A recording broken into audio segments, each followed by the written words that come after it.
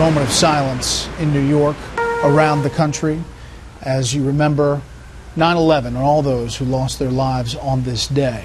This as the war on terror continues in a different way. You just saw that piece from 2002. Now there are real challenges for this administration. One of them is Syria and the effort to get Syrian rebels in place. This piece from Politico: with all the U.S.-trained fighters dead, captured, or missing, and their leader in the hands of al-Qaeda, top U.S. commanders are scrambling this week to determine how to revive the $500 million program to create a moderate Syrian army to fight the Islamic State. The outgoing chairman of the Joint Chiefs of Staff, General Martin Dempsey, who viewed the force as a critical element of the military strategy in both Syria and Iraq, is conferring with top Pentagon officials behind closed doors to figure out what options are left for what is widely considered a policy and military failure, according to senior defense officials. Let's start there. Let's bring in our panel. Jonah Goldberg, senior editor at National Review. Kirsten Powers, USA Today columnist, and syndicated columnist Charles Krauthammer. Okay, Jonah, thoughts?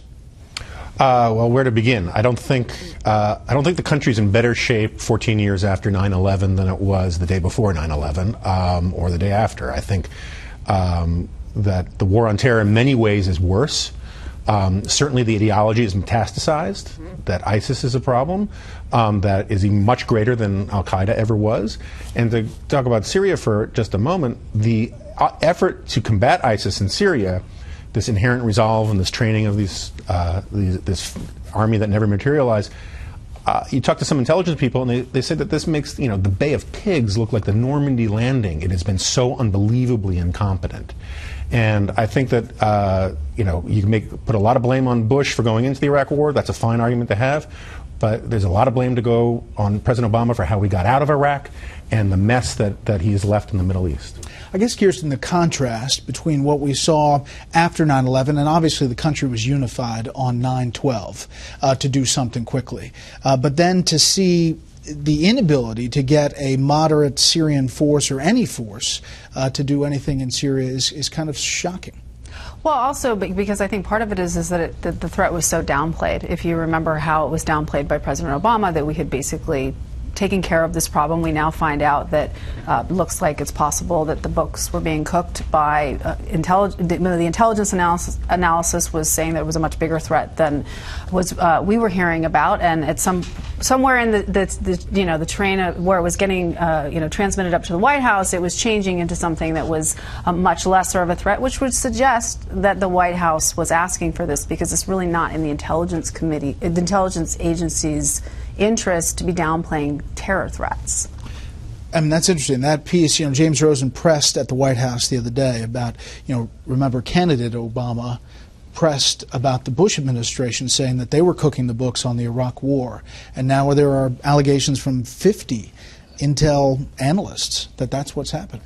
Look, when you have an operation as utterly incompetent as the fictional Syrian army, 60 people that we had trained, all of whom I believe are lost, missing, or captured, or dead, you have to cook the books. But it seems to me the bigger issue is, do we have the leadership, the will in the country? But the will depends on leadership to maintain a generational struggle. I mean, we remember the Cold War as this wonderful, great victory. We're all united. We weren't. It lasted almost half a century. We had a victory or two at the beginning, Turkey and Greece in the Truman days, and then it was a terrible slog. Korea, Vietnam with defeats, the Bay of Pigs. But in the end, we had leadership. Every president said, starting with especially Kennedy in 1961, it's a long twilight struggle. What we're getting here, what we got for the last 6 years with Obama, is a president who said, this war is unsustainable, it's hurting us, it changes us in ways, it's got to end, as if he could decree its end. And instead of, and so he says the tide of war is receding.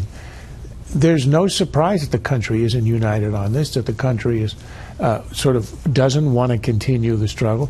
And it seems to me there's one other mistake. We always identify it with al-Qaeda or ISIS and the Sunni radicals. The other church of radical Islam is Iran, Shiite, and it is an organized country with a huge economy with oil, and we have now, as of yesterday, made it into a major regional power which will acquire nuclear weapons. This is a long twilight struggle, and it looks as if we have leadership that doesn't want to recognize it and wants to live in a different universe. In the changing geopolitical situation, we've seen as the U.S. Steps back a bit, perhaps, Russia has stepped forward.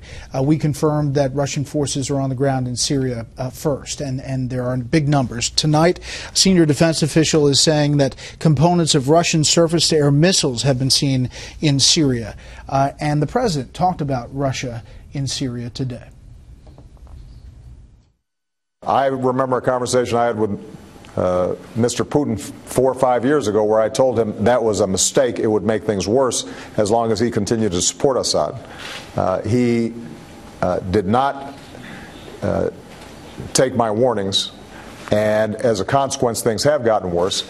But we are going to be engaging Russia to let them know that you can't continue to double down on a strategy that's doomed to failure. Jonah. Yeah, I love that. If only, the problem is only that Putin didn't listen to me, right? I mean, that is the gist of it. This is a guy who came in promising a reset and was based on an ideological point of view about the world. And whenever reality diverged from his ideological point of view, he stayed with his ideological point of view.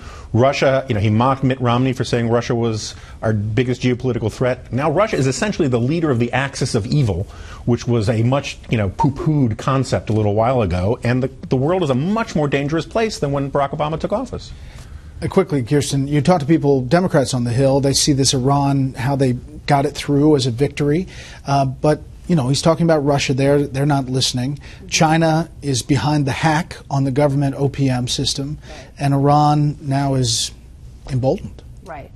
Yeah, well, it's interesting to listen, even in the tone that he's using, in the way that he's talking to Putin, as though Putin's going to just not do something because Barack Obama said it's a mistake. I think it's so disengaged, right? It's not this. You need to threaten him, basically. Like, you can't just tell him not to do it because it's a mistake.